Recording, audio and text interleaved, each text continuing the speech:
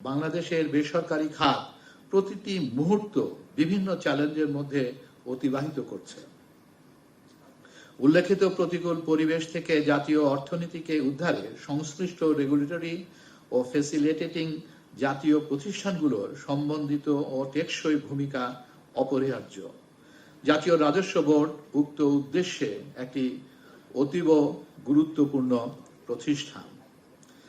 আপনারা সকলে অবগত আছেন যে রাজস্ব ব্যবস্থাপনার আধুনিকায়ন, স্বচ্ছতা সহিত নীতি অনুসরণ ও স্বাধীনভাবে কাজ করার লক্ষ্যে বিগত 12ই মে 2025 তারিখে জাতীয় রাজস্ব বোর্ডকে ভেঙে দুইটি বিভাগ করার সিদ্ধান্তে একটি অধ্যাদেশ জারি করা হয়েছে। এর ফলে সম্প্রতি জাতীয় রাজস্ব বোর্ড এর অন্তর্ভুক্ত সকল দপ্তর সমূহের কর্মকর্তা কর্মচারীদের মধ্যে অসন্তোষ দেখা দেয়।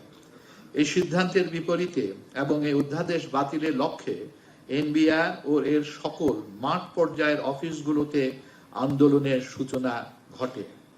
বিগত 14ই মে 2025 তারিখ হতে কর্মকর্তা কর্মচারীবৃন্দ কলম বিরতির ডাক দেয়।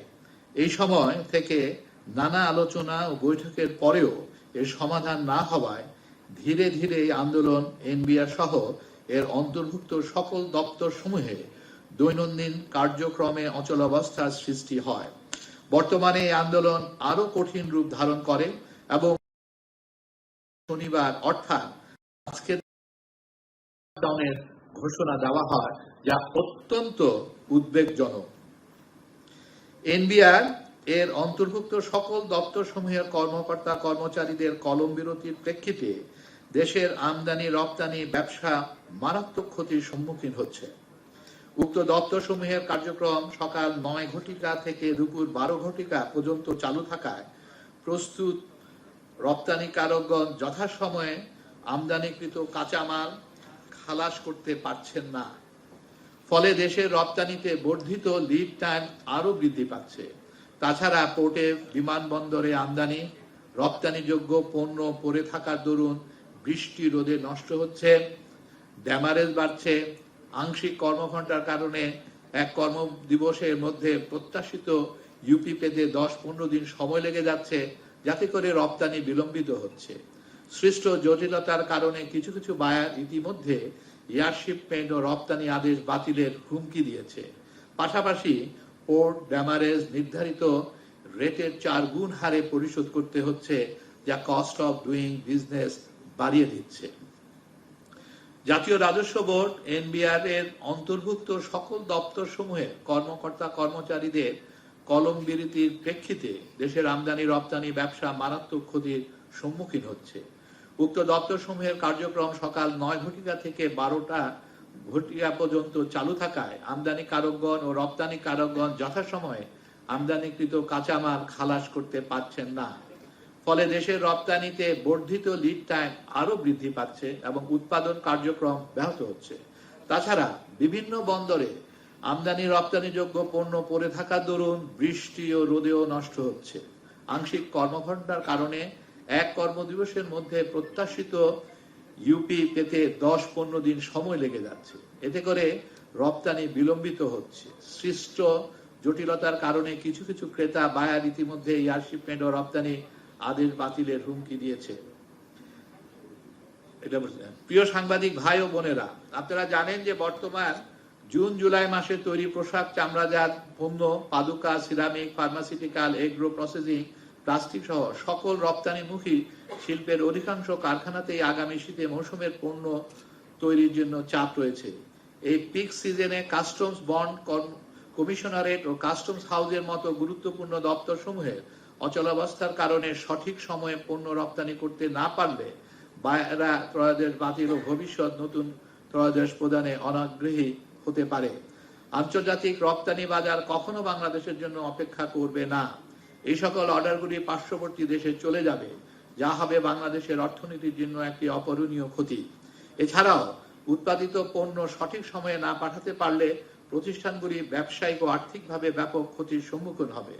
জুন মাসেই ব্যবসায়ীগণের উপর বাৎসরিক ব্যাংক ঋণের মুনাফা জমা দেওয়ার একটি চাপ থাকে। এই সময়ে এই সকল বিরোধের কারণে পণ্য রপ্তানি করতে না পারলে বায়ার কর্তৃক পেমেন্ট রিয়েলাইজেশন হবে না, ফলে ব্যবসায়ীরা একটি কঠিন পরিস্থিতির সম্মুখীন হতে যাচ্ছে।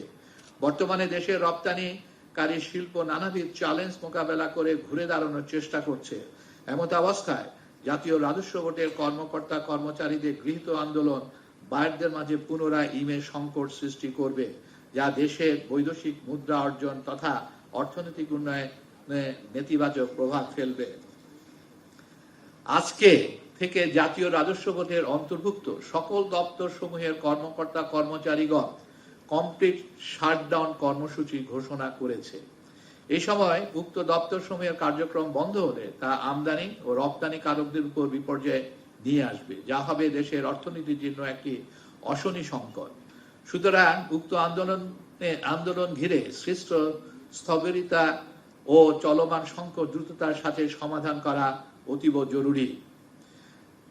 প্রিয় সাংবাদিক ভাই বোনেরা, বাংলাদেশের ব্যবসায়ী সম্প্রদায় একটি দক্ষ, হয়রানি মুক্ত জাতীয় রাজস্ব বোর্ড গড়ার লক্ষ্যে এর সার্বিক সংস্কার বা আধুনিকায়নকে সমর্থন করে, যা দেশের আভ্যন্তরীণ ব্যবসা ও আমদানি রপ্তানিতে যথাযথ সহায়তা প্রদানের মাধ্যমে রপ্তানি আয় বৃদ্ধি ও রাজস্ব আহরণে ইতিবাচক ভূমিকা রাখবে বলে আমরা আশা করি।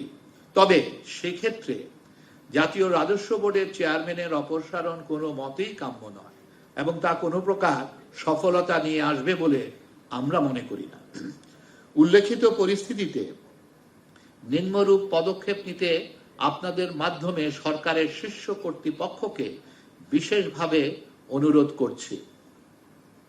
জাতীয় রাজস্ব বোর্ডের আন্দোলনকারী কর্মকর্তা কর্মচারীদের সাথে আলোচনা করে উক্ত প্রতিষ্ঠানের বিবিধ সেবা বিশেষত আমদানি ও রপ্তানি সংশ্লিষ্ট সেবা বন্ধে ঘোষিত কর্মসূচি থেকে অবিলম্বে তাদেরকে সরিয়ে এনে উক্ত সেবার অব্যাহত প্রবাহ নিশ্চিত করা হোক। উত্তম কর তথা রাজস্ব নীতি প্রণয়ন ও প্রণীত নীতি যথাযথভাবে বাস্তবায়নের লক্ষ্যে জাতীয় রাজস্ব বোর্ডের রাজস্ব নীতি প্রণয়ন ও রাজস্ব ব্যবস্থাপনা কার্যক্রমকে আলাদাকরণ সংক্রান্ত তর্কিত অধ্যাদেশ সংশ্লিষ্ট সকল অংশীজনের সাথে আলোচনা পূর্বক স্বার্থান্বেষী গোষ্ঠীর প্রভাবমুক্ত করে আন্তর্জাতিক উত্তম চর্চা ও আমাদের জাতীয় বাস্তবতার আলোকে জাতীয় রাজস্ব বোর্ডের সামগ্রিক আধুনিকায়নে অংশ হিসাবে পরস্পরের পরিপূরক করে বিশেষায়িত প্রতিষ্ঠান হিসাবে বাস্তবায়ন করা হোক। জাতীয় রাজস্ব বোর্ড সহ ব্যবসা বাণিজ্যের সার্বিক উন্নয়নে সংশ্লিষ্ট সকল জাতীয় প্রতিষ্ঠানে হয়রানি মুক্ত সেবা প্রদানের লক্ষ্যে এর স্বচ্ছতা ও জবাবদিহিতা নিশ্চিত করা হোক। বিনিয়োগ, ব্যবসা বাণিজ্য, পণ্য সরবরাহ তথা সাপ্লাই চেইনের উন্নয়নে জাতীয় রাজস্ব বোর্ড সহ সংশ্লিষ্ট অন্যান্য রেগুলেটরি ও ফ্যাসিলিটেটিং প্রতিষ্ঠানগুলোর সামগ্রিক ও সম্বন্ধিত উন্নয়নের লক্ষ্যে অংশীজনদের সাথে আলোচনা পূর্বক অনতিবিলম্বে সংস্কার বা আধুনিকায়ন কর্মসূচি গ্রহণপূর্বক সময়াবদ্ধ পরিকল্পনায় বাস্তবায়ন করা হোক।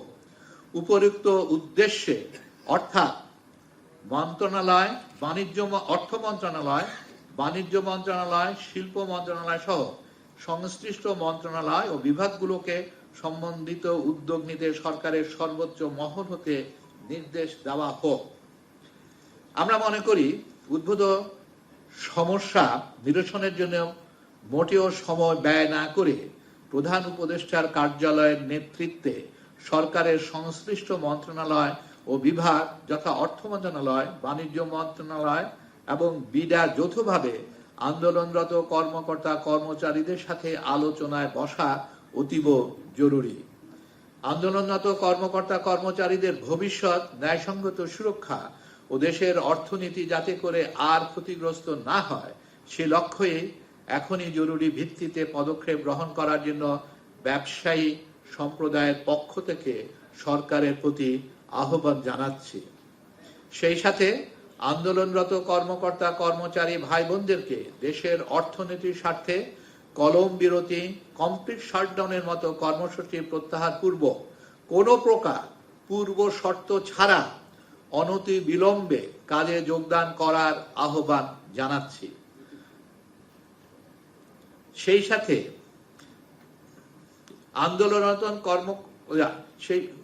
আন্দোলনরত কর্মকর্তা কর্মচারীদের ভবিষ্যৎ ন্যায়সঙ্গত সুরক্ষা ও দেশের অর্থনীতি যাতে করে আর ক্ষতিগ্রস্ত না হয় সে লক্ষ্যে এখনই জরুরি ভিত্তিতে পদক্ষেপ গ্রহণ করার জন্য ব্যবসায়ী সম্প্রদায়ের পক্ষ থেকে সরকারের প্রতি আহ্বান জানাচ্ছি। সাথে সাথে আন্দোলনরত কর্মকর্তা কর্মচারী ভাই বোনদেরকে দেশের অর্থনীতির স্বার্থে কলম বিরতি, কমপ্লিট শাটডাউনের মতো কর্মসূচি প্রত্যাহার পূর্বক কোনো প্রকার পূর্ব শর্ত ছাড়া অনতিবিলম্বে কাজে যোগদান করার আহ্বান জানাচ্ছি।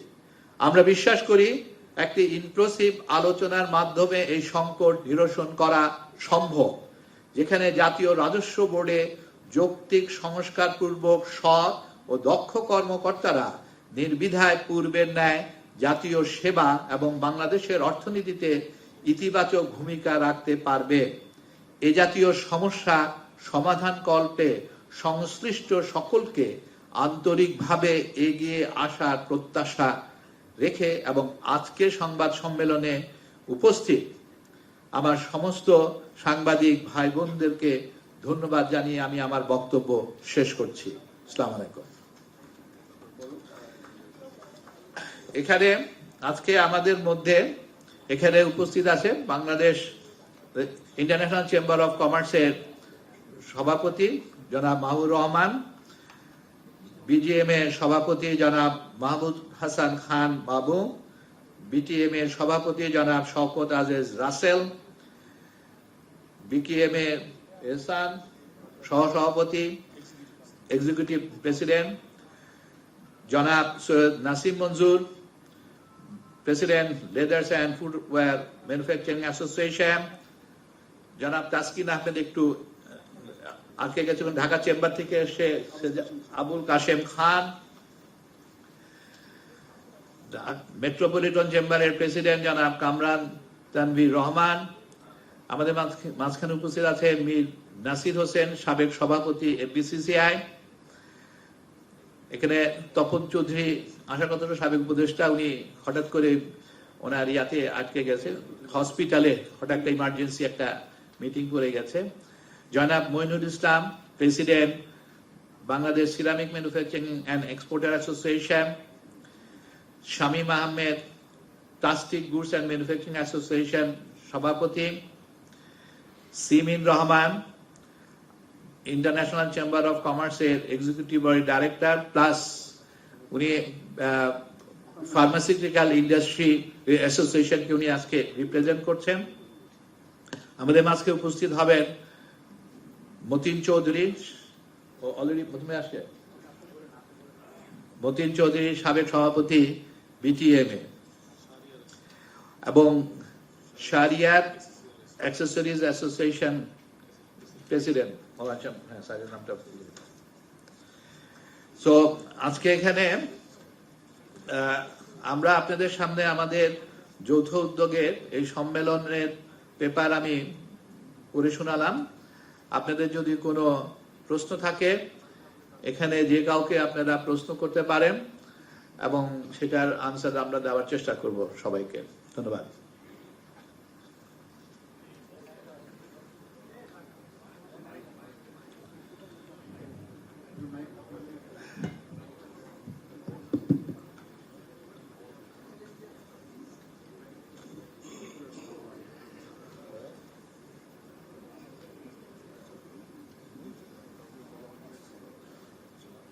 আসসালামু আলাইকুম।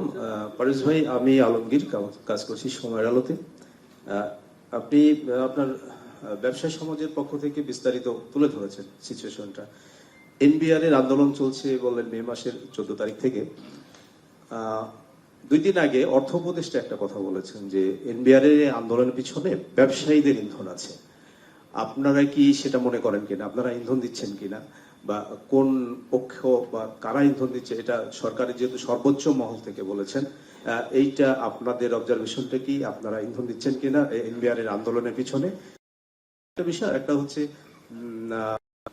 এনবিআর এর আন্দোলনের প্রেক্ষিতে বা আপনাদের আগে থেকে নানান সংকট যাচ্ছে, একটা চলমান অস্থিরতার মধ্যে যাচ্ছে দেশের অর্থনীতি, ব্যবসা বাণিজ্য। আপনারা সবসময় যখন বিজেপি প্রেসিডেন্ট, বিটিপি প্রেসিডেন্ট আলাদাই সংবাদ সম্মেলন করেন, তখনও ওনারা বলেন যে আসলে ভয়াবহ একটা পরিস্থিতির মধ্যে আছে অর্থনীতি, ব্যবসা বাণিজ্য। সেই সিচুয়েশনটা কি এখন এই সংকটের কারণে আপনাদের এখন কি ব্যবসায়ীরা অস্তিত্ব সংকটে পড়েছে কিনা? ধন্যবাদ।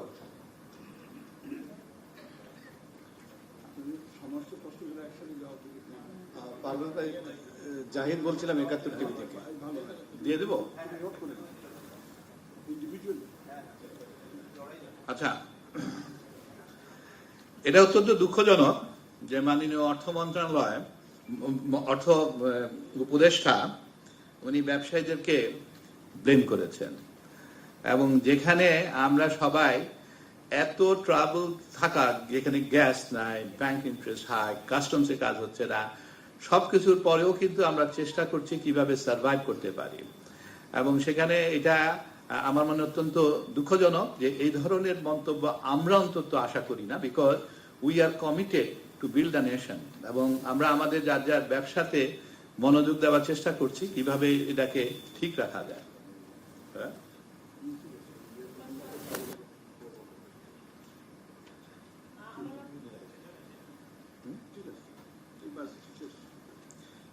সো আপনার আনসারটা আমি আশা করি যে আপনারা পেয়েছেন। বলেন।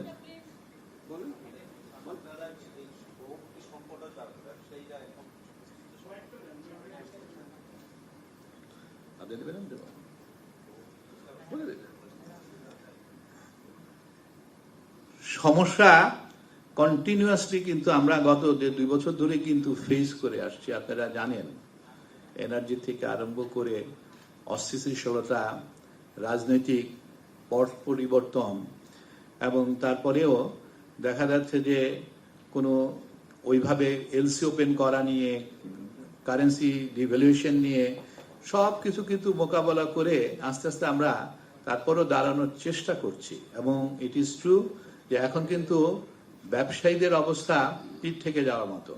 যারা ম্যানুফ্যাকচারিং সেক্টরে আছে তারা কিন্তু আর নিঃশ্বাস নিতে পারছে না, তাদের দম বন্ধ হয়ে যাওয়ার কিন্তু অভিপ্রায় প্রায়। সো এগুলি নিয়ে আর আমার মনে হয় যে বেশি এক্সপ্লেন করার দরকার নেই, আপনি এগুলি ঠিক মতোই জানেন। বাবু ভাই, আমি জাহিদ বলছিলাম ৭১ টিভি থেকে। আপনার কাছে আমার প্রশ্ন, এনবিআর এর যে আন্দোলনটা চলছে, এর কারণে আপনাদের গার্মেন্টস সেক্টরে ক্ষতির পরিমাণ পার ডে কত হতে পারে বা সর্বশেষ কত হতে পারে? আর আরেকটা হলো গিয়ে যে অর্থ বছরের শেষ সময়ে এসে যে এনবিআর টোটালি মানে শাটডাউন কর্মসূচি দিচ্ছে এনবিআর কর্মকর্তারা, এর কারণে আপনাদের যে বিভিন্ন যে ব্যাংকিং কার্যক্রম বা বিভিন্ন যে এনবিআর সংক্রান্ত কার্যক্রমগুলো আছে সেগুলো বন্ধ হওয়ার কারণে পরিস্থিতি কি হতে পারে?